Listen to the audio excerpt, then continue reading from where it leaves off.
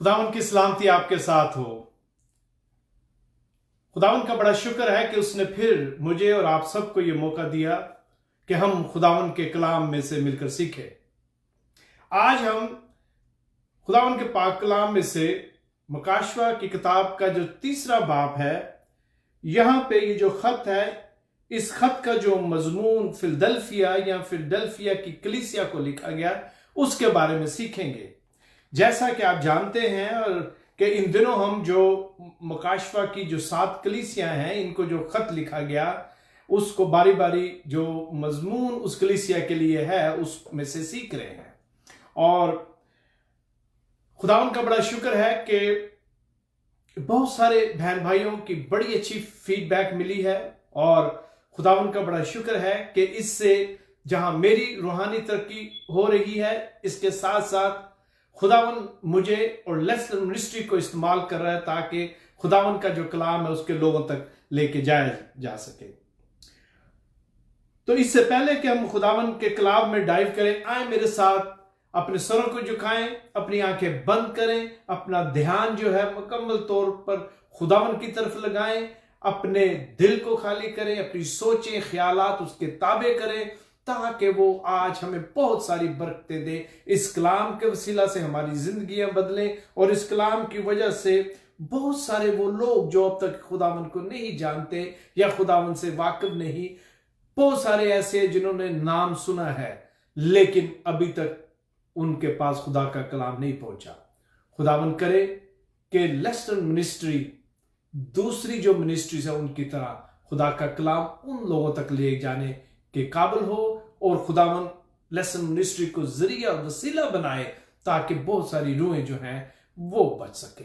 आए अपने सरों को झुकाएं और खुदावन से लियाकत, फहम और फरासत जो है उसकी दुआ करें। खुदाए कादर, हम तेरा शुक्र करते हैं आज के इस वक्त के लिए जो तूने हमें बख्शा। और अब आप जब तेरे कलाम में से हम मिलकर सीखने के लिए तेरे कदमों में आए हैं, अब आप तू हमारी बड़ी रहनुमाई करना, हमारे ख्याल, हमारी सोच तेरे ताबे हो जाए। हम अपने दिलों की मिट्टी को नरम करते और दुआ करते हैं खुदावन, आज कलाम का जो बीज बोया जाए खुदावंदा, ये बहुत सारा फल लाने का बाइस बने हमारी जिंदगियों में। आए खुदावन, हम सुनने के लिए तैयार हैं, तू बोल। आए खुदावन, मैं नहीं बल्कि जो पाक रूह है वो बोले, ताकि खुदावन तेरा कलाम जो है वो असर करे। आए खुदावन, तेरा कलाम धोधारी तलवार की तरह है। मैं तेरे के मिन्नत करता हूं कि आज बहुत सारे दिल जो है वो छिद जाए, बहुत सारी सोचें, बहुत सारे ख्यालात जो हैं खुदावंदा वो आज हिल जाए। काश के खुदावन बहुत सारी जिंदगी आज के कलाम के वसीला से बच जाए। खुदावन यीशु मसीह के नाम में मांगते हैं, आमीन। अगर आपके पास खुदावन का कलाम नहीं तो काइंडली अपनी बाइबल जो है वो ले लें। आप जानते हैं कि जो फौजी है वो जब जंग के लिए जाता है तो वो अपना जो वेपन है, जो हथियार है, उसको साथ लेके जाता है। तो फिर ये कैसे है कि जब हम खुदावन के घर में आए या उसके कलाम में से सीखें, हम अपना जो असला है, अपना जो वेपन है, उसको अपने साथ ना रखें। इसलिए मेरी दरख्वास्त है कि अपनी अपनी बाइबल निकाल लें और हम मकाशवा की किताब के तीसरे बाब में से जो फिलडेल्फिया की कलीसिया को मजमून लिखा गया उसके बारे में सीखेंगे। लेकिन आज सबसे पहले खुदावन के पाक कलाम की तिलावत करें। मकाशवा तीसरा बाब और उसकी 7वीं आयत। और फिलडेल्फिया की कलीसिया के फरिश्ता को यह लिख के जो कदूस और बरहक है और दाऊद की कुंजी रखता है, जिसके खोले हुए को कोई बंद नहीं करता और बंद किए हुए को कोई खोलता नहीं, वो ये फरमाता है, मैं तेरे कामों को जानता हूं, देख मैंने तेरे सामने एक दरवाजा खोल रखा है, कोई उसे बंद नहीं कर सकता। कि मैं तुझ में थोड़ा सा जोर है और तूने मेरे कलाम पर अमल किया है और मेरे नाम का इनकार नहीं किया। देख मैं शैतान के उन जमात वालों को तेरे काबू में कर दूंगा जो अपने आप को यहूदी कहते हैं और हैं नहीं बल्कि झूठ बोलते हैं। गौर से सुने, देख मैं ऐसा करूंगा कि वो आकर तेरे पांव में सजदा करेंगे और जानेंगे कि मुझे तुझसे मोहब्बत है। और 10वीं आयत, चूंकि तूने मेरे सब्र के कलाम पर अमल किया है इसलिए मैं भी आजमाइश के उस वक्त तेरी हिफाजत करूंगा जो जमीन के रहने वालों के आजमाने के लिए तमाम दुनिया पर आने वाला है। मैं जल्द आने वाला हूं, जो कुछ तेरे पास है उसे थामे रह ताकि कोई तेरा ताज ना छीन ले। जो गालिब आए हैं मैं उसे अपने खुदा के मकदस में एक सतून बनाऊंगा, वो फिर कभी बाहर ना निकलेगा। और मैं अपने खुदा का नाम और अपने खुदा के शहर यानी उस नए यरूशलेम का नाम जो मेरे खुदा के पास है आसमान से उतरने वाला है और अपना नाम, नया नाम उस पर लिखवाऊंगा। जिसके कान हो वो सुने कि रूह कलीसियाओं से क्या फरमाता है। आमीन। मेरे अजीजों, इससे पहले कि हम खुदावन के पाक कलाम की तरफ बढ़ें, ये जो शहर है फिलडेल्फिया, जिसका यहां फिलडेल्फिया कलीसिया या इंग्लिश में फिलडेल्फिया कहते हैं, इसके बारे में थोड़ी सी बात करते हैं कि ये जो शहर है ये लुदिया के इलाका में कोहे तालमुस या टी मोलोस की जो वादी थी उसमें वाक़या था। कुछ हिस्सा पहाड़ के ऊपर था, बाकी का हिस्सा वादी में था। इस शहर की बुनियाद जो है वो हिस्ट्री के मुताबिक शाह एटलस मुख्तलिफ तरह की प्रोनाउंसिएशन है, लेकिन ATTALUS जो है ये इसका नाम है, इस तरह से स्पेल करते हैं। और इसने इसकी जो बुनियाद है वो रखी। और एटलस की वफात के बाद तकरीबन 133 BC में ये जो रोमन गवर्नमेंट है उसके दायरा इख्तियार में आ गया। और मौजूदा तुर्की में इस शहर का जो मौजूदा नाम है वो है अलशीर या शहर, और इसको सिटी ऑफ ब्रदरली लव भी कहते हैं। यही फिलडेल्फिया का मतलब है। और क्योंकि ये फिलडेल्फिया का जो इलाका है, ये जो शहर है, ये मुख्तलिफ औकात में मुख्तलिफ वक्तों में जल्जलों की वजह से तबाह होता रहा, तो लोगों ने क्या किया कि उन्होंने पहाड़ के ऊपर रहने के बजाय वादी में अपनी रिहाइश जो है वो इख्तियार की। और यहां पर मुख्तलिफ एरियाज में, और खासकर जब रोमन गवर्नमेंट ने इसको अपने दायरा इख्तियार में लिया, उस वक्त अवलीन दौर में बहुत बड़ा जल्जला आया, लेकिन जो गवर्नमेंट थी उसने इतना ख्याल नहीं किया। तो भी जो मकामी लोग थे उन्होंने शहर को दोबारा जो है इबाद किया। इस शहर की एक और खास वजह इसकी रेड वाइन, लेकिन इससे भी बढ़कर एक और वजह है, और वो ये है कि ये वाहिद शहर है जहां यहूदी बहुत बड़ी तादाद में थे। लिहाजा जब थोड़ी देर में हम खुदावन के पाक कलाम में से सीखेंगे तो मैं चाहता हूं कि आप इसके जो बैकग्राउंड है उसको अच्छी तरह समझ लें कि किस कॉन्टेक्स्ट में खुदावन जो है बात करते हैं।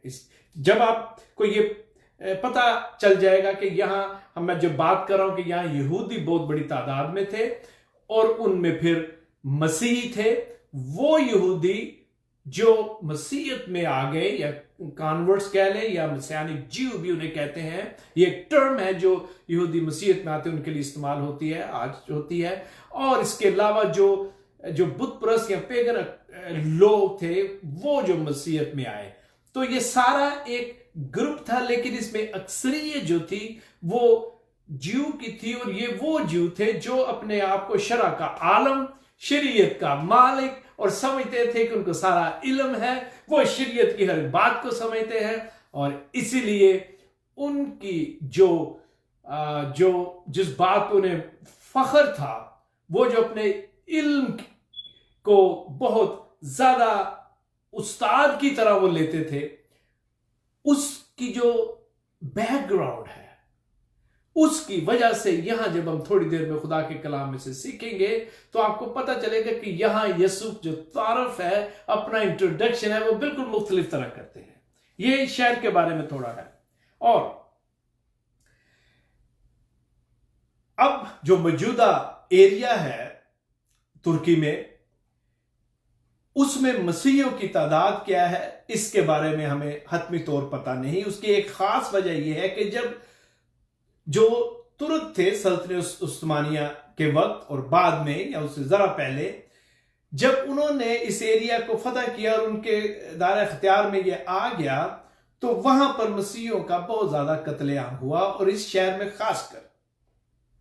और 1922 में जब लीग ऑफ नेशन ने तुर्की को इसमें से खारिज कर दिया, तो उसके बाद अब जो एक्चुअल नंबर्स हैं वो बहुत मुश्किल से मिलते हैं। गवर्नमेंट कभी कभी तादाद बताती है, लेकिन it is just not true numbers. तो ये था थोड़ा इस शहर के बारे में। और जैसा कि फिलडेल्फिया या ब्रदरली लव, जैसा कि इसका मतलब है, उस बैकग्राउंड में, और यहां यहूदियों की बहुत ज्यादा तादाद जो थी, उसके बैकग्राउंड में हम देखते हैं कि खुदावन जब 7वीं आयत को हमने पढ़ा, तो यहां खुदावन, जैसा कि मैंने कहा, जो तारफ है, अपना जो इंट्रोडक्शन है, वो जरा मुख्तलिफ तरह से देते हैं। अगर हम पिछली कलीसियाओं के बारे में, जिनके बारे में हमने सीखा, सरदीस की कलीसिया, समरना की कलीसिया, इफसस की, और जैसा कि इफसस में लिखा हुआ है कि जो अपने दाहिने हाथ में सितारे लिए हुए है और सोने के 7 चिराग दानों में फिरता है। और फिर समरना की कलीसिया में जो अव्वल और आखिर जो मर गया था जिंदा हुआ, वो ये फरमाता है। फिर हम आगे देखते, जिसके पास 2 धारी तेज तलवार है। थ्योतीरा की कलीसिया, खुदा का बेटा जिसकी आंखें आग के शोला की मानद है और पांव खालिस पीतल की मानद है, ये वो फरमाता है। यहां पर बिल्कुल जो तारफ है वो मुख्तलिफ तरह से कराया गया। यहां पर लिखा है, और फिलडेल्फिया की कलीसिया के फरिश्ते को ये लिख कि जो कदूस है और जो बरहक, जो कदूस और बरहक है और दाऊद की कुंजी रखता है, जिसके खोले हुए को कोई बंद नहीं करता और बंद किए हुए को कोई खोलता नहीं, वो ये फरमाता है। अब सवाल है कि ये क्यों जरूरी हुआ, क्यों खुदावन यहां अपना इंट्रोडक्शन जो है बिल्कुल मुख्तलिफ तरह से कराते हैं, बल्कि अपना इंट्रोडक्शन करवाते वक्त वो पुराना जो अहदनामा है उसको कोट करते हैं। उसकी एक वजह है, जैसा कि मैंने कहा, कि यहूदियां बड़ी तादाद में थे, और जिस तरह जरूर है कि बच्चे को उसकी जुबान में समझाया जाए ताकि उसको समझ आए, जरूरी था कि यहूदियों को पुराने अहद में लेके जाया जाए। मतलब कलाम मुकद्दस का जो पुराना अहदनामा है, ये मेरा मतलब है, उसमें से कोड करके बताया जाए, उनको वो रेफरेंस बताए जाए ताकि उन्हें समझ आए, क्योंकि वो अपने आप को शरा का आलम जो है समझते थे। और इसीलिए खुदावन जो है यहां इंट्रोडक्शन टोटली डिफरेंट करवाते हैं। गौर से सुने, मसीह इस्राएल का कदूस है। यहां पर खुदावन जब अपना तारफ करा रहे तो वो डॉक्ट्रिनल तरीके से तारफ करा रहे हैं। डॉक्ट्रिन जो है उसकी बात हो रही है। यहां पर लिखा है, मैं आपको बताना चाहता हूं, खुदावन जो है, खुदावन मसीह, वो इस्राएल का कदूस है। और अभी हम खुदावन के पाक कलाम में से रेफरेंस देखेंगे। यहां खुदावन अपना तारफ, मेरे अजीजों, इसलिए मुख्तलिफ तरीके से करवाते हैं ताकि यहूदियों को, शरा के आलमों को, शरीयत के जो मालिक अपने आप में, उनको जरा अच्छी तरह समझ आ जाए। इसकी वजह यही थी, तभी तो जो तारफ है वो बिल्कुल मुख्तलिफ तरह से कराया जा रहा है मेरे अजीजों। और एक और वजह, यहूदी, जैसा कि मैंने पहले कहा, अपने आप को चुनिंदा कौम समझते हैं और हैं, इसमें कोई शक नहीं, लेकिन वो यीशु मसीह नासरी को मसीहा मानने के लिए तैयार नहीं है। और फिर वो अपने आप को आला और पवित्र समझते हैं। वो समझते हैं कि वो खुदा के चूंकि चुनिंदा कौम है, इसलिए बाकी किसी भी तरह उस लेवल तक नहीं आते, और इसीलिए वो जो यहूदी मसीह हो गए उनसे, और जो दूसरी कौम में से मसीही हुए उनसे नफरत करते थे। और आगे चलकर हम देखेंगे कि उसको अमली तौर पर किस तरह वो, उसकी जो प्रैक्टिस है इस हेट्रेड की, वो किस तरह करते थे। इसराइल खुदा का कदूस है। आए खुदावन के पाक कलाम में चंद रेफरेंस जो है वो देखते हैं। खुदावन के पाक कलाम में हम यशायाह नबी का जो सहीफा है उसमें से चंद जो आयात है उनकी तिलावत करेंगे। और यशायाह पहला बाब, खासकर यशायाह पहला बाब और उसकी चौथी आयत, अगर आप निकालते हैं कलाम मुकद्दस है तो मेरे साथ निकालें। यहां पर यूं लिखा हुआ, मेरे लोग कुछ नहीं सोचते, आह खताकार गिरोह, बदकारी से लदी हुई कौम, ये बदकिरदारों की नस्ल, मकार औलाद जिन्होंने खुदावन को तर्क किया, इसराइल के कदूस को हकीर जाना और गुमराह और बरगश्ता हो गए। इसराइल का कदूस। और फिर आगे यिर्मयाह 50 बाब और उसकी 29वीं आयत में यूं लिखा हुआ, मेरे अजीजों, खुदावन के पाक कलाम में गौर से सुने, लिखा है, तीर अंदाजों को बुलाकर इकट्ठा करो कि बाबल पर जाएं, सब कमानदारों को हर तरफ से उसके मुकाबल खैमाजन करो, वहां से कोई बच ना निकले, उसके काम के मुआफिक उसको बदला दो, सब कुछ जो उसने किया उससे करो, क्योंकि उसने खुदावन इसराइल के कदूस के हजूर बहुत तकब्बर किया। खुदावन यीशु मसीह यहूदियों को बताना चाहते थे कि वो इसराइल का कदूस हैं, वो इसराइल का कदूस हैं, क्योंकि ये यहूदी अपने आप को इब्राहिम की नस्ल से कहते हैं, जो हैं भी, लेकिन वो जिस तरह इस बात को लेते थे, खुदावन उनको समझाना चाहते थे कि इससे पहले कि इब्राहिम है, इससे पहले कि इब्राहिम मौजूद, मैं हूं। खुदावन उनको जो डॉक्ट्रिन है वो सिखाना चाहते थे, इसलिए उन्हें कहते हैं कि तुम अपने आप को इसराइली कहते हो, अपने आप को यहूदी कहते हो, तुम अपने आप को नबियों की औलाद कहते हो, मैं इसराइल का कदूस हूं। आगे चलते हैं। चूंकि यीशु जो कि खुदा भी है और वो पाक है, हम आगे आते हैं, ये जो आयत है बरहक, उसकी तरफ हम आ रहे हैं मेरे अजीजों। यीशु चूंकि खुदा भी है और पाक है, होली है, इसलिए वो चाहता है कि उसके लोग जो उसको फॉलो करते हैं, जो उस पर ईमान रखते हैं, वो भी पाक हों, वो होली हों। लिहाजा चूंकि हमारा आसमानी बाप बरहक है, मतलब सच्चा है, उसमें नूर है, उसमें सच्चाई है, उसमें तारीकी नहीं, उसमें सिन नहीं, उसमें गुनाह नहीं, वो चाहता है कि उसके जो फॉलोअर हैं, मैं और आप, वहां पर खुदा फिलदल्फिया को, कलीसिया को कहते हैं, और आज 21वें सदी के जो चर्च है उसको कहते हैं, और इंडिविजुअली मुझे और आपको कहते हैं। क्योंकि खुदा पाक है, जरूर है कि उसकी प्रस्तुत करने वाले, उसको चाहने वाले, उसको फॉलो करने वाले भी पाक हों, क्योंकि पाकीज़गी का और तारीकी का और रोशनी का और गुनाह का कोई मेल नहीं मेरे अजीजों। और ये इसी बैकग्राउंड में खुदावन जो है यहूदियों से बात कर रहे हैं। मकाशवा की किताब मेरे अजीजों खुदा के दिल और खुदा के करैक्टर के बारे में हमें बयान करती है। वो हमें बताता है कि उसको गुनाह से नफरत है, लेकिन वो गुनाहगारों से प्यार करता है। और मेरे अजीजों, खुदावन कहता है कि मेरे जो लोग हैं क्या हैं, वो मासूम भेड़ों की मानद है। खुदावन कहते हैं मेरे लोग मासूम भेड़ों की मानद है। ये इस बैकग्राउंड में कहा गया क्योंकि वहां जो यहूदी थे, जो ईमान नहीं लाए थे, वो जो चलाकियां और मकारियां करते थे, उनको खुदा कह रहा है। और आज भी उस लीडरशिप को कहता है जो उसकी मासूम भेड़ों को भेड़ियों के हवाले करते हैं। इसलिए वो कहता है, आगे चलकर हम सीखेंगे कि जो उसको ऑनर करते हैं, उसके लोगों को ऑनर करते हैं, लेकिन इसके साथ साथ जो मासूम भेड़ों को वर्गलाते हैं, नुकसान पहुंचाते हैं, खुदावन उनको मुआफ नहीं करेगा।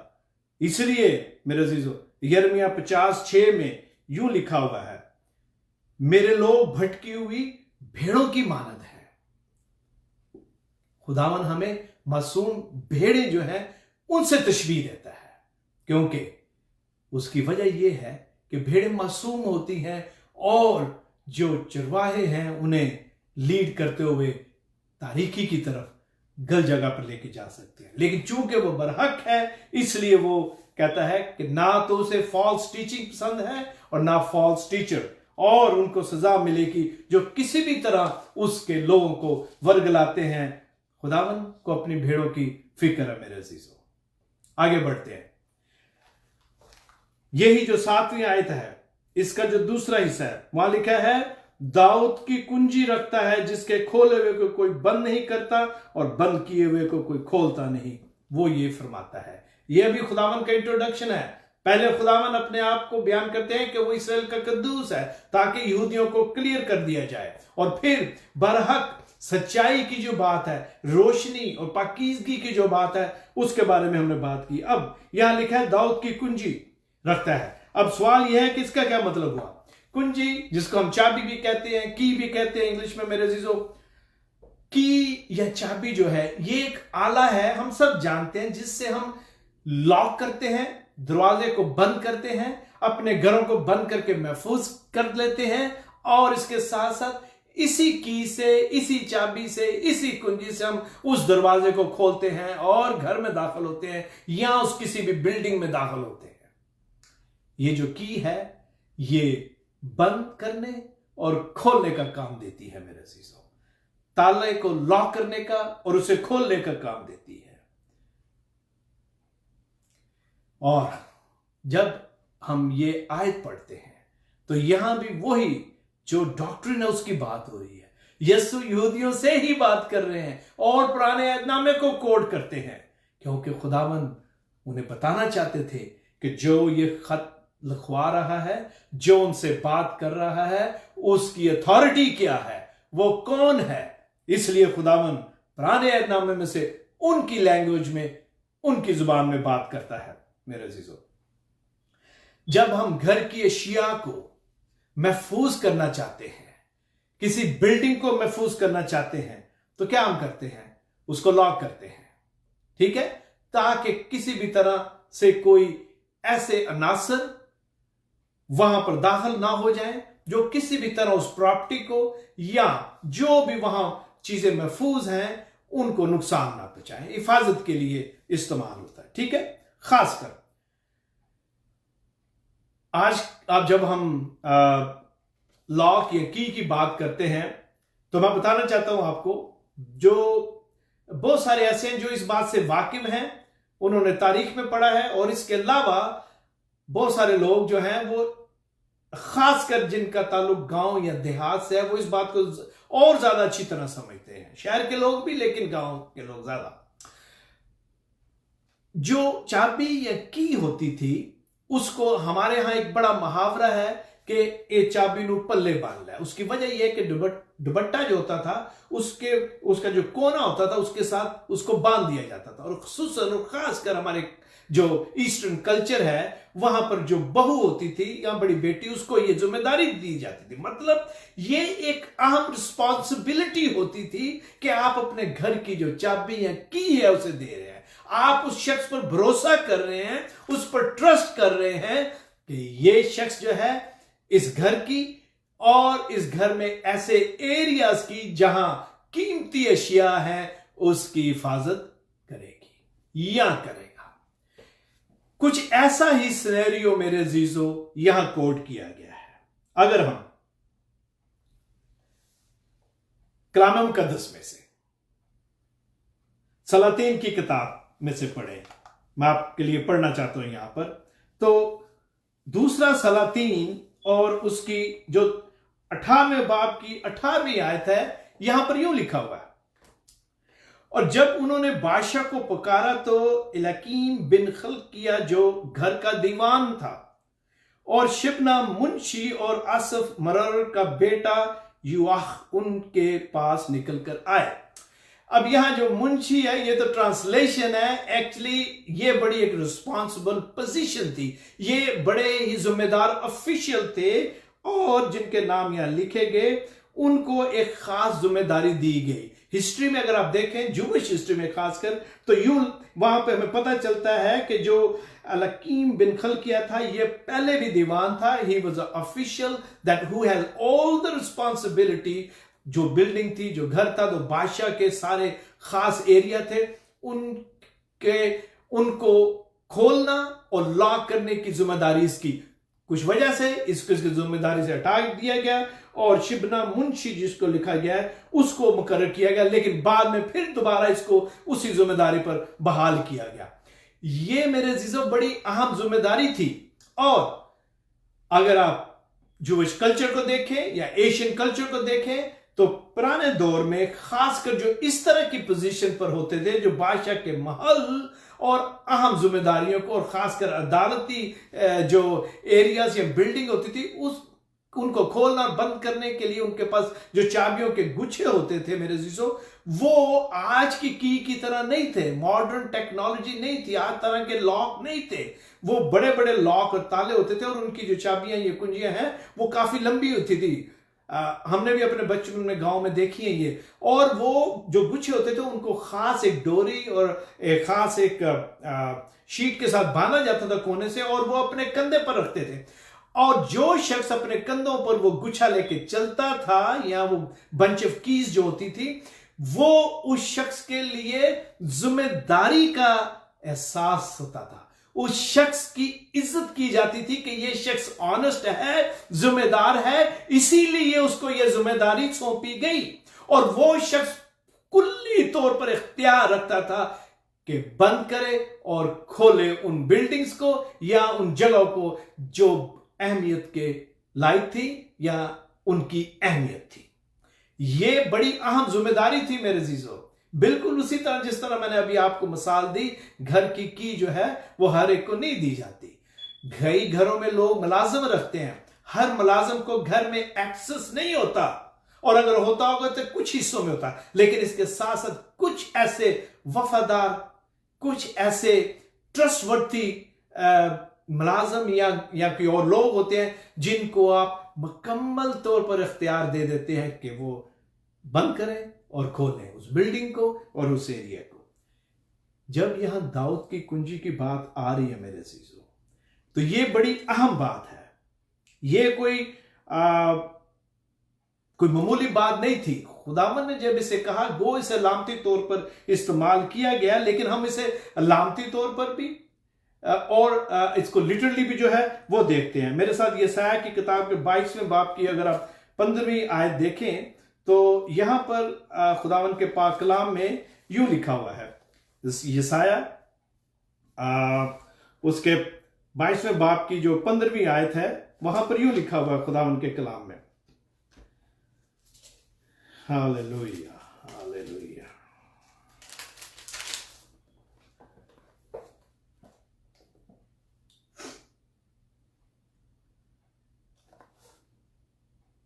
सॉरी 22वें बाब की 22वीं आयत है। यहां पर खुदावन के पाक कलाम में यूं लिखा हुआ है, और उस रोज यूं होगा कि मैं अपने बंदा, दोबारा इसको रेफरेंस दिया गया, इसकी खास वजह है, बंदा रकीम बिन खलके को बुलाऊंगा और मैं खुलत उसे पहनाऊंगा और तेरा चोगा उस पर कसूंगा और तेरी हुकूमत उसके हाथ में सुपुर्द कर दूंगा और वो अहले यरूशलेम का और बनी यहूदा का बाप होगा और मैं दाऊद के घर की कुंजी उसके कंधे पर रखूंगा। बस वो खोलेगा और कोई बंद ना करेगा, और वो बंद करेगा और कोई ना खोलेगा। ये उसकी अथॉरिटी के बारे में बताया गया। अब यहां पर मेरे अजीजों, जब खुदावन ये रेफरेंस यूज करते हैं तो खुदावन यीशु अपने बारे में ये रेफरेंस यूज करते हैं कि खुदा ने खुदावन यीशु को वो कुंजी, वो की दी है कि जिसको वो चाहता है बंद करता है। मतलब खुदावन जो है वो खुद की है, वो जो दरवाजा है वो खुद है, और ये जो चाबी या की है ये ईमान है। जो उस पर ईमान लाता है वो उस दरवाजे में एंटर होता है, और वो दरवाजा यीशु है। और एंटर होने का मतलब है खुदा की बादशाहत में शामिल होना। खुदावन ये यहूदियों को बताना चाहते थे कि तुम इस बात को क्यों नहीं समझते, और आज खुदावन हमें भी ये बताना चाहते हैं। ये जो की है खुदावन है, ये जो डोर या दरवाजा है वो खुदावन है, क्योंकि कोई भी सिवाय उसके किसी और दरवाजे से दाखिल नहीं हो सकता। मतलब यीशु पर ईमान लाना जरूरी है आसमान की बादशाहत में दाखिल होना, और आसमान की बादशाहत में वही दाखिल होगा जो यीशु कोई खुदा का बेटा और निजात के आला पैगाम, खुदावन की कुर्बानी, उसके मरने और जिंदा होने पर ईमान लाता है। इसलिए गौर से सुने, जब यहां पर खुदावन ये कहता है तो खुदावन यही कह रहे हैं कि वो कुंजी मैं हूं, दरवाजा मैं हूं, राह और जिंदगी मैं हूं, और मेरे वसीला ही से तुम बादशाहत में दाखिल होगे। ये वो बात थी जो खुदावन यहूदियों को बताने की या सिखाने की कोशिश कर रहे थे, और आज यही बात खुदावन मुझे और आपको बताना चाहते हैं कि ही इज द वे, वही रास्ता है, वही कुंजी है। याद रखें, खुदावन के पाक कलाम में हम यशायाह की किताब में पढ़ते हैं और नामे बाप में जब हम देखते हैं तो वहां लिखा हुआ है कि वो अजीब मशीर सल्तनत उसके कंधे पर। अभी मैंने आपको पहले बताया, चाबियों के गुच्छे जब कंधे पर लटकता था तो उससे मुराद वो अथॉरिटी और पावर थी। उसके कंधे पर सल्तनत की जब बात आती है एज ए रेफरेंस, तो वो ये है कि वो सारी अथॉरिटी, सारी पावर और सारा इख्तियार जो है वो रखता है। इसीलिए यहां पर यह बात जो है वो कहेगी मेरे अजीजों, खुदावन के पाक कलाम के मुताबिक खुदावन यीशु को सारा इख्तियार जो है वो दे दिया गया। बाप ने सारा इख्तियार दे दिया गया और उसके कंधे पर सल्तनत, मतलब सारी अथॉरिटी और पावर जो है उसे दी गई, और वो जिसको चाहे दाखिल करता है और जिसको चाहे रोक सकता है। हम अच्छी तरह जानते हैं उन 10 कुंवारियों के बारे में, उस तमसील के बारे में, कि 5 को इजाजत दी गई और 5 नहीं मेरे अजीजों। खुदावन की बादशाही में मेरे अजीजों, खुदा गुनाहगारों को शामिल करता है, और इसके साथ साथ ऐसे भी हैं जिनको खुदावन बादशाहत से बाहर रखता है।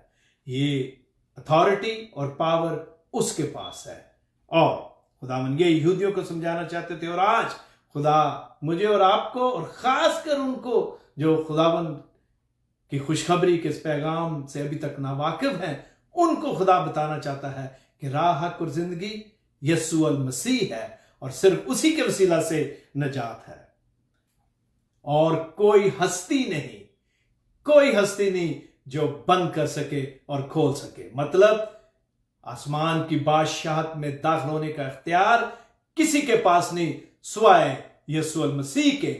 वही है जो टोटल इख्तियार और पावर रखता है कि कौन आसमान की बादशाही में दाखिल होगा। तो ये थी बात मेरे अजीजों, यहां पर कदूस की, बरहक की और दाऊद की कुंजी की, कि खुदावन यीशु मसीह ही है, वही खोलता और वही बंद करता है। आगे बढ़ते हैं खुदावन के पाक कलाम में, इसी आयत का अगला हिस्सा, वहां पर लिखा हुआ है, मैं तेरे कामों को जानता हूं, देख मैंने तेरे सामने एक दरवाजा खोल रखा है। खुदावन कहते हैं कि मैं तेरे कामों को जानता हूं। जब हमने पिछले खत्तूत जो थे, जो मजमून थे, उनके बारे में सीखा, तो वहां पर जहां कलीसिया की तारीफ की गई, वहां पर कुछ ऐसी रिकमेंडेशंस थी, वो भी दी गई। लेकिन यहां पर खुदावन ने फिलदल्फिया की कलीसिया को सिर्फ इनकरेज किया है, उनकी तारीफ की है। हमें कोई पता नहीं चलता कि खुदावन ने किसी भी तरह कंडेम किया हो। यहां पर जो आगे थोड़ा हमें मिलता है, इसका जिक्र मैं उसके बारे में भी वाजे करता हूं, मिलकर सीखेंगे उसमें से कि क्यों है, और उसका मतलब किसी भी तरह खुदा ने कंडेम नहीं किया, बल्कि लिखा है कि मैं तेरे काम को जानता हूं। ये पॉजिटिवली इस्तेमाल हुआ, मुस्बत अंदाज में इसको लिखा गया और कहा गया है। ये किसी भी तरह इसमें कोई कंडेमिनेशन जो है वो नहीं है, क्योंकि यहां पर हम खुदावन के पाक कलाम में से पढ़ते हैं, जो खुदावन ने कहा कि देख मैंने तेरे सामने एक दरवाजा खोल रखा है। अब सवाल यह है कि खुदावन उनकी तारीफ करते हैं, उनको कहते हैं कि मैं तेरे कामों से वाकिफ हूं, और फिर यहां पर लिखा है कि मैं तेरे सामने एक दरवाजा खोलता हूं। आइए इसको देखते हैं कि इसका क्या मतलब है। मेरे अजीजों, खुदावन यीशु मसीह खुशखबरी का जो पैगाम है वो है, अंजील का पैगाम क्या है? यीशु है। और हम यहां पर जब इस बात के लिए इसको पढ़ते हैं तो इसका मतलब यही है कि जो तूने कुर्बानी दी है, जिस तरह की सिचुएशन में से तू गुजर रहा है, मैं इसको जानता हूं। अगर आप तारीख को पढ़ें तो हमें पता चलता है कि जो यहूदी थे, नॉन बिलीवर, वहां पर दो ग्रुप थे, बिलीवर यहूदी और नॉन बिलीवर यहूदी। जो बिलीवर यहूदी थे और जो जेंटाइल में से आए थे, वो बड़ी ही मुश्किल में थे। यहां उनकी इतनी ज्यादा परसिक्यूशन के बारे में नहीं पता चलता जिस्मानी, लेकिन मेंटली जो परसिक्यूशन थी वो थी। और हमें पता चलता है कि जो नॉन बिलीवर थे ज्यू, वो जो बिलीवर थे और दूसरे कौम से जो आए थे मसीहत में, उनको यहूदी इबादत खानों में दाखिल नहीं होने देते थे। वो उनको नापाक कहते थे और उनको जो इबादत खाने थे उनमें दाखिल नहीं होने देते थे, बल्कि उनसे बहस करते थे, और वो भी इबादत खानों के बाहर। और वो हर तरह से वो कोशिश करते थे जिससे उनको मसीह से मुतफरक किया जाए, उनके इस नए ईमान को डामाडोल किया जाए, इस नए ईमान में उनमें शक डाला जाए। लेकिन फिलदेल्फिया की कलीसिया के जो ईमानदार थे मेरे अजीजों, वो बड़े मजबूती से अपने ईमान पर कायम थे और यीशु के साथ चल रहे थे। और इसलिए खुदावंद ने कहा कि मैं तेरे कामों को जानता हूं। जो यहूदी थे वो हर इस्तेमाल करते थे जिससे डिस्करेजमेंट हो, और इसलिए खुदावंद उन्हें कहते हैं कि देख, मैं तेरे सामने मैंने एक दरवाजा खोल रखा है, कोई उसे बंद नहीं कर सकता। मतलब ये कि आसमान की बादशाहत में शामिल होने के लिए जो गिफ्ट हैं वो फजल से तुझे मिले हैं, और वो खुला हुआ दरवाजा। अपने इस ईमान को थामे रख, इसको फैला, इसको शेयर कर दूसरों के साथ। खुदा के कलाम की जो बातें हैं उनको शेयर कर, उन्हें बता, क्योंकि अभी वक्त जो है अभी दरवाजा जो है खुला है और अभी अंदर दाखिल होने के लिए वक्त है, तौबा का भी वक्त है मेरे अजीजों। यही खुदावन आज मुझे और आपको भी बताना चाहता है। हमारा जो ईमान है उसको मजबूती से थामे रखें, और जिस तरह की भी हालात हो, परसिक्यूशन जो है उसमें से घबराए ना, बल्कि अपनी कैपेसिटी के मुताबिक खुदा से दुआ करें। खुदावन आपके लिए ऐसे हालात और वाकयात और ऐसी सिचुएशन क्रिएट करेगा कि आप ज्यादा से ज्यादा खुदा के जो कलाम की बातें हैं वो लोगों से शेयर करें, और उन्हें उस दरवाजे में शामिल होने के लिए अपने साथ लेके आए जहां मैं और आप जो हैं उसमें दाखिल हैं, और आसमान की बादशाहत का अपने आप को हिस्सा कहते हैं। जब आप ईमानदार हैं तो किसी भी तरह का आपको शक नहीं होना चाहिए कि आप खुदावन के साथ होंगे। जब हम इस दुनिया से इस सफर को खत्म करेंगे तो मैं और आप आसमान की बादशाहत में उसके साथ होंगे मेरे अजीजों। आगे चलते हैं। खुदावन के पाक कलाम में लिखा है कि देख, मैंने तेरे सामने एक दरवाजा खोल रखा है, कोई उसे बंद नहीं कर सकता। तुझ में थोड़ा सा जोर है और तूने मेरे कलाम पर अमल किया है और मेरे नाम का इनकार नहीं किया। जब हम इस आयत पर आते हैं तो मुख्तलिफ स्कॉलर्स की मुख्तलिफ राय है। मैं ये समझता हूं कि यहां पर जो बात की गई है थोड़ा सा जोर, यहां पर जो तादाद है उसको कहा गया है। फिलदेल्फिया के जो ईमानदार मसीही थे वो तादाद में थोड़े थे, और ना सिर्फ तादाद में थोड़े थे बल्कि इसके साथ साथ जो उनका स्टेटस था सोसाइटी में वो भी इतना बड़ा नहीं था। वो ऐसी की पोजीशंस पर नहीं थे, वो जहां पर बहुत ज्यादा लोगों को इन्फ्लुएंस कर सके उन पोजीशन पर नहीं थे। खुदावन उन्हें कहता है कि थोड़ा सा जोर है, मतलब जो तेरे पास है तेरी सिचुएशन के मुताबिक मैं उससे वाकिफ हूं। खुदावन या उन्हें इनकरेज कर रहे हैं, और खुदावन इसीलिए इस खत में हमें कहीं भी जो कंडेमिनेशन है वो नहीं मिलती, रिकमेंडेशन भी नहीं मिलती। हाँ, आगे चलकर हम थोड़ा देखेंगे वो किसी भी तरह खुदावन जो है उनके ईमान की डिस्करेजमेंट नहीं बल्कि इंकरेजमेंट कर रहे हैं, क्योंकि उनके जो नंबर्स थे वो कम थे। और यही खुदावन आज मुझे और आपको भी बताना चाहते हैं मेरे अजीजों। हम जहां भी हैं, जिस जगह भी हैं, शायद हम कुछ ऐसे ममालिक में हैं जहां हम बिल्कुल तादाद में थोड़े, खुदावन कहता है मैं जानता हूं तुम कम हो, लेकिन तुम्हारे ईमान की वजह से, तुम्हारी वॉक की वजह से, तुम्हारी साबित कदमी की वजह से, ना सिर्फ तुम आसमान की बादशाहत में मेरे साथ हो बल्कि तुम्हारी वजह से बहुत सारे लोग जो हैं वो मुझे जानेंगे। और फिर तूने मेरे कलाम पर अमल किया और मेरे नाम का इनकार नहीं किया। मतलब तू अपनी सिचुएशन में कम है, लेकिन तेरे साथ जो भी परसिक्यूशन तेरे ऊपर आई, तूने किसी भी तरह उसमें मेरा इनकार नहीं किया, बल्कि तू उसमें साबित कदमी से चला है। और फिर देख, मैं शैतान की उन जमात वालों को तेरे काबू में कर दूंगा जो अपने आप को यहूदी कहते हैं और है नहीं बल्कि झूठ बोलते हैं। अब काबू करने का क्या मतलब है? यहां पर खुदावन उन यहूदियों के बारे में बात कर रहे हैं जो बिलीवर्स थे। उनको कह रहे हैं कि वो जो सच्चे यहूदी नहीं, जो सच्चा यहूदी या ज्यू है, वो यीशु को खुदा का बेटा तस्लीम करता है। और जो इनकार करते हैं, दे आर नॉट प्योर ज्यू, इसलिए वो इसराइल का कदूस है। इसलिए उसने पहले कलाम मुकद्दस में से कोट किया और उन्हें बताने की कोशिश की कि वो झूठ बोलते हैं। वो ऐसी डॉक्ट्रिन मेरे अजीजों कलीसिया में फैला रहे थे जिससे लोगों को क्या किया जाए? डिस्करेज किया जाए। और फिर हम देखते हैं 9वीं आयत का दूसरा हिस्सा, देख मैं ऐसा करूंगा कि वो आकर तेरे पांव में सजदा करेंगे और जानेंगे कि मुझे तुझसे मोहब्बत है। सजदा जो है वो सिर्फ खुदा ताला के लिए है। लिहाजा जब यहां पर तेरे पांव में आकर सजदा करने की बात है तो इसका मतलब है कि वो तुझे ऑनर करेंगे।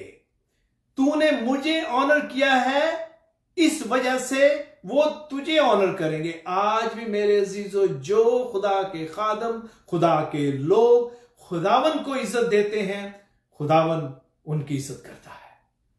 खुदावन उनके गिर्द ऐसे लोग करेगा जो उसकी इज्जत करेंगे। खुदावन जो है सारी इज्जत और ताजीम के लायक है। और जैसा कि मैंने कहा, जो खुदावन को बगैर किसी खौफ के, बगैर किसी फिक्र के, बगैर किसी भी तरह नुकसान के बारे में सोचते हुए खुदावन को इज्जत देते हैं और उसके कलाम के मुताबिक चलते हैं, खुदावन उन्हें ऑनर करेगा।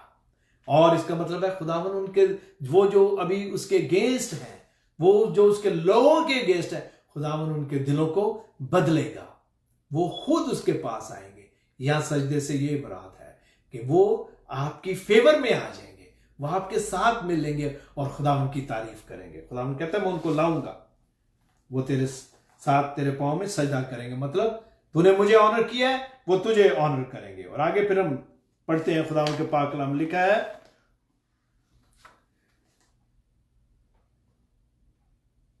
10वीं आयत, चूंकि तूने मेरे सब्र के कलाम पर अमल किया है, इसलिए मैं भी आजमाइश के वक्त तेरी हिफाजत करूंगा जो जमीन के रहने वालों के आजमाने के लिए तमाम दुनिया पर आने वाला है।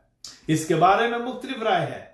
ट्रिबुलेशन पीरियड जो उसके बारे में कहा जाता है, लेकिन हमें पता है खुदावन की दूसरी आमद के वक्त बहुत ज्यादा जो 7 साल का अरसा है उसके बारे में मुख्तलिफ थ्योरीज हैं वो हैं। लेकिन एक बात जो है कलाम के मुताबिक वो ये है कि ट्रिबुलेशन जो है वो पीरियड जो ट्रिबुलेशन का वो होगा। और मेरे अजीजों, जब से खुदावन दुनिया में आए और वापस गए और बाकायदा शागिर्दों ने खुशखबरी के कलाम को फैलाया, उस वक्त से लेके आज तक और जब तक खुदावन नहीं आते, ये ट्रिबुलेशन तो चल ही रहा है। जो दुख और मुसीबत है वो उसी दिन से स्टार्ट हो गई थी। हमें हिस्ट्री से पता चलता है सिवाय यूहन्ना के बाकी सारे रसूलों को शहादत नसीब हुई और उसके बाद आज तक हजारों और लाखों की तादाद में ईमानदारों ने अपनी जानें जो है उस यीशु नासरी पर कुर्बान की है। अपने ईमान की वजह से आज भी लोग सताए जाते हैं। हम रोज न्यूज में पढ़ते हैं कि किस तरह दुनिया के मुख्तलिफ ममालिक में ईमानदारों को जो क्या किया जाता है, परसिक्यूट किया जाता है।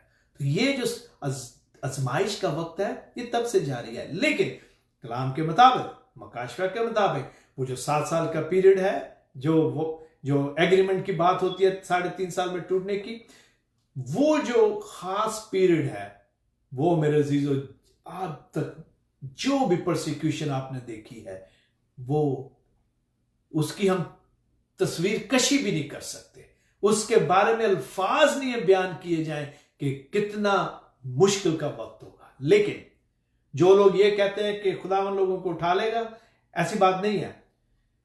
जब खुदावन की आमद आएगी, ये जो भी रैप्चर के बारे में बात की जाती है, जो भी है, कलाम के मुताबिक हम इस आजमाइश और इस दुख के पीरियड में से गुजरेंगे। ये नहीं कि खुदावन ऐसे कर ले बाकी दिन, नहीं, हम उसमें से गुजरेंगे। लेकिन यहां पर जो बात कही गई है वो ये है कि मैं जल्द आने वाला हूं, जो कुछ तेरे पास उसे थामे रहे, ताकि कोई तेरा ताज ना छीन ले। और ऊपर जो मैंने 10वीं आयत उसमें पढ़ा था, इसलिए मैं भी आजमाइश के वक्त तेरी हिफाजत करूंगा। मैंने दोनों किस लिए पढ़ा है? खुदावन हम इस दुनिया में रहते हुए इस सारी प्रोसिक्यूशन से गुजरते हैं। खुदावन ये कह रहे हैं कि मैं तेरे साथ हूं, I will take care of you, तेरे ईमान को मैं बढ़ाऊंगा और हर तरह से तेरी हिफाजत करूंगा। इस दुनिया में रहते हुए मेरे अजीजों, इस जिस्म में रहते हुए हम इन सारी आजमाइश और दुखों में से गुजरेंगे, लेकिन हमारे पास उम्मीद है कि खुदावन हमारे साथ है और खुदावन हमें महफूज रखेगा और बचाएगा। हमारा ईमान जो है यीशु पर होना चाहिए। कुंजी उसके हाथ में है, बादशाहत का मालिक वो है, दरवाजा वो है, वही खोलता और बंद करता है, वही फैसला करेगा कौन जाएगा और कौन नहीं। लेकिन इसके साथ साथ शर्त है कि हम इस कलाम को पढ़ें, उससे दुआ करें और इसके मुताबिक अपनी जिंदगी को बसर करें। 11वीं आयत, मैं जल्द आने वाला हूं, जो कुछ तेरे पास है उसे थामे रहे, ताकि कोई तेरा ताज ना छीन ले।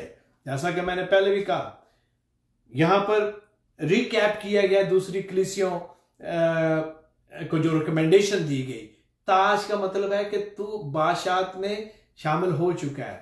ताज का मिलना आसमान की बादशाहत में दाखिले से मुराद है। और खुदावन कहते हैं कि इसको थामे रहे, मतलब साबित कदमी से चलता रहे, अपने ईमान में मजबूत रहे। और फिर एक और बात जो यहां लिखी है वो ये है, जो गालिब आए मैं उसे अपने खुदा के मकदस में एक स्तून बनाऊंगा, वो फिर कभी बाहर ना निकलेगा, और मैं अपने खुदा का नाम और अपने खुदा के शहर यानी उस नए यरूशलेम का नाम जो मेरे खुदा के पास है आसमान से उतरने वाला है, और अपना नया नाम उस पर लिखूंगा। अब ये क्या बात हुई कि खुदा के मकदस में एक स्तून बनाऊंगा? मेरे अजीजों, अगर आप किसी भी बिल्डिंग को देखें, खासकर जो बड़ी बिल्डिंग्स है, वहां पर पिलर होते हैं। पिलर का काम क्या है? बिल्डिंग को उठा के रखना। पिलर जो है वो बिल्डिंग के साथ कनेक्ट होता है, उस बिल्डिंग का एक हिस्सा है। वो पिलर जो है वो बिल्डिंग को उठा के रखता है। मेरे अजीजों, जब खुदावन ने ये बात की पिलर की, तो मेरे अजीजों इसका यही मतलब है कि हम जब आसमान की बादशाहत में आते हैं तो हम उस फिक्सचर में आ जाते हैं। इसका मतलब यही है, आसमान की बादशाह जो हैकल है वो क्या है? यीशु हैकल है, यीशु ही टेंपल है।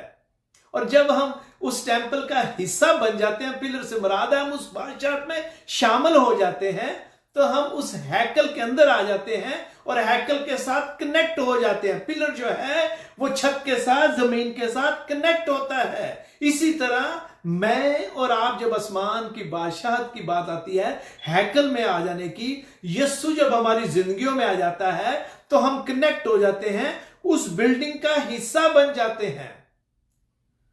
हमारा जिस्म क्या है? खुदावन की हैकल है। खुदारा ये ना सोचे कि कोई वहां पिलर होंगे, नहीं। इसका मतलब यही है, खुदावन जो है वही हैकल है। हमारा जो बदन है, इसको हम कहते हैं खुदा की हैकल। जब खुदा इसमें आ जाता है तो हम यकजा हो जाते हैं। बाज़ औक़ात इसको समझना थोड़ा मुश्किल है, लेकिन मैं आपको बताना चाहता हूं, मसीह जो है वो कलीसिया का सर है, कलीसिया मसीह का बदन है मेरे अज़ीज़ों। और जब कलीसिया मसीह का बदन है तो फिर क्या हुआ? वो अपने बदन का ख्याल रखता है, अपनी दुल्हन का ख्याल रखता है, अपनी कलीसिया का ख्याल रखता है। और मैं और आप फिर आसमान की जो किंगडम है, जो बादशाहत है, उसका फिक्सचर बन जाते हैं, उसमें शामिल हो जाते हैं। पिलर से यही मुराद है मेरे अज़ीज़ों। बहुत सारे लोग कभी कभी खुदावन के कलाम की बातों को कुछ इस तरह बयान करते हैं जो कि नहीं होनी चाहिए, लेकिन मैं आपको बताना चाहता हूं कि पिलर, क्योंकि मेरी किसी से बात हुई थी तो मैं आपको बताना चाहता हूं, पिलर से मुराद हम आसमान की बादशाहत में हिस्सादार हो जाते हैं। हम वो जो बिल्डिंग है उसमें शामिल हो जाते हैं, उसका हिस्सा है हम मेरे चीजों। इसका मतलब यही है। आगे देखते हैं, खुदावंद के पाक कलाम में लिखा हुआ है कि कोई अंदर या बाहर, इसकी सिर्फ और इसकी कोई इंटरप्रिटेशन नहीं। इसका मतलब यह है खुदा ने हमें बादशाहत में शामिल कर लिया है और वो हमें गारंटी देता है, वो हमें गारंटी देता है कि मेरे खून के वसीला से धुलकर तुम इस बादशाहत में शामिल होगे। मैंने पहले कहा था क्योंकि यहूदी बैकग्राउंड में ये बात की गई, तो खुदा उन्होंने बताना चाहता है कि शरीयत से नहीं तुम बचोगे। शरीयत जो है वो तुम्हें निजात नहीं देगी, बल्कि मेरा जो खून सलीब पर कलवरी पर बहा, सिर्फ उसी की वजह से निजात है। और मेरे पर ईमान लाने की वजह से ही, इस दरवाजे में से दाखिल होने की वजह से ही तुम आसमान की बादशाहत में दाखिल होगे। और मैं तुम्हें गारंटी देता हूं कि मेरा फजल तुम्हारे लिए है। मैं तुम्हें गारंटी देता हूं कि तुम आसमान की बादशाहत में शामिल होगे। शर्त यह है कि मुझ पर ईमान लाओ और कलाम मुकद्दस के मुताबिक, मतलब मेरी जो बातें हैं, मेरे जो मुंह की बातें हैं, उनके मुताबिक अपनी जिंदगी जो है बसर करो। नया नाम, जिसके कान हो वो सुने कि रूह कलीसियाओं से क्या फरमाता है। यह खुदावंद का स्टाइल है। यहां पर खुदावंद ने इस स्टाइल में बात की है, मतलब मैं जो कह रहा हूं उसे गौर से सुनो। खुदावंद ये कह रहे हैं, गौर से सुनो कि मैं क्या कह रहा हूं। मेरे अजीजों, खुदावंद ने जहां यहूदियों को कलाम मुकद्दस के रेफरेंस देकर अपना तारुफ कराया कि वो इसराइल का कदूस है, दाऊद की कुंजी रखता है, मतलब वो ही एक्चुअली कुंजी और की है, और वो ही फैसला करता है कौन आसमान की बादशाहत में उसके साथ शामिल होगा। तो क्या फिर ये जरूरी नहीं मेरे और आपके लिए आज कि हम उस दरवाजा में से दाखिल हो जो हमें हमेशा हमेशा के लिए उसके साथ उस मेज पर बैठने का शर्फ बख्शेगा। और वो दरवाजा यीशु है, वो कुंजी यीशु है, आसमान की बादशाही यीशु है, वो जो इसराइल का कदूस है, वो होली और पाक है। जरूर है कि मैं और आप भी उसी तरह पाकीज़गी की जिंदगी बसर करें। फिलदल्फिया के फरिश्ता को खुदावंद ने यही लिखा, मतलब जो पैस्टर था, लीडर, उसे कहा, और उसके साथ कलीसिया को। और यही खुदावंद मुझे और आपको भी आज यही बताना चाहता है कि ऐ 21वीं सदी के चर्च, मैं जानता हूं कि तू तादाद में थोड़ा है, थोड़ा जोर है, लेकिन अपना जो ईमान है उसे पकड़ी रख, अपने ताज को मजबूती से पकड़ी रख। और मैं इनकरेज करना चाहता हूं उन सबको जो दुनिया के मुख्तलिफ ममालिक में अपने ईमान की वजह से सताए जाते हैं। खुदावन आपको बड़ी बरकत देगा। खुदावन आपके ईमान की वजह से आपके लिए बादशाहत में पहले से जगह बना चुका है, आपका नाम लिखा जा चुका है। काश खुदावन फिलदल्फिया के कलीसिया के इस मजमून के हवाले से आज मुझे और आपको पाकीज़गी की जिंदगी बसर करने की तौफीक दे और ये समझने की तौफीक दे कि राह और जिंदगी यीशु है और कोई ऐसी हस्ती नहीं जिसके वसीला से आसमान की बादशाही में दाखिला हो सके। खुदावन आपको बहुत बरकत दे। आए मेरे साथ दुआ करें। खुदावन, हम तेरा शुक्र करते हैं इस बात के लिए कि तू इसराइल का कदूस है, इस बात के लिए कि तूने खुदावंदा हमारी खातिर अपनी जान दी सलीब पर, और खुदावंदा तूने बाप के हुक्म को वफादारी के साथ पूरा किया, और खुदावंदा सारी अथॉरिटी, सारी पावर जो है वो तुझे दी गई, और खुदावंद तू ही बंद करता है और खोलता है। तू ही राह और जिंदगी है, तू ही कुंजी है, तू ही दरवाजा है। और आए खुदावंद, मैं तेरी मिन्नत करता हूं कि तू हमें तौफीक दे कि हम वफादारी के साथ तेरे साथ चलें, अपने ताज को मजबूती से थामे रहें। और खुदावंदा अपनी जो हमारी पोजीशन है बादशाहत में, जो सीट और जगह तूने दी है, उसको खुदावंदा हम बहाल रखें। और उसको बहाल रखने का एक ही तरीका है कि खुदावंद अपने ईमान में मजबूत रहे और चाहे जैसे भी हालात हो कभी भी तेरा इनकार ना करें। खुदावंद, काश हम ऐसा ही करने के काबिल हो यीशु, तेरे नाम में हम मांगते हैं, आमीन। मेरे अजीजों, खुदावंद का बड़ा शुक्र हो। आप जिस तरह इनकरेज कर रहे हैं, थैंक यू वेरी मच। खुदावन आपको, आपके ख़ानदानों को बड़ी बरकत दे। खुदावन की सलामती आपके साथ हो। और खुदावन की मर्जी हुई तो हम जो लुदिकिया की कलीसिया है उसको जो मजमून लिखा गया, उसका जो मैसेज और पैगाम है, उसको आपकी खिदमत में नेक्स्ट संडे को पेश करें।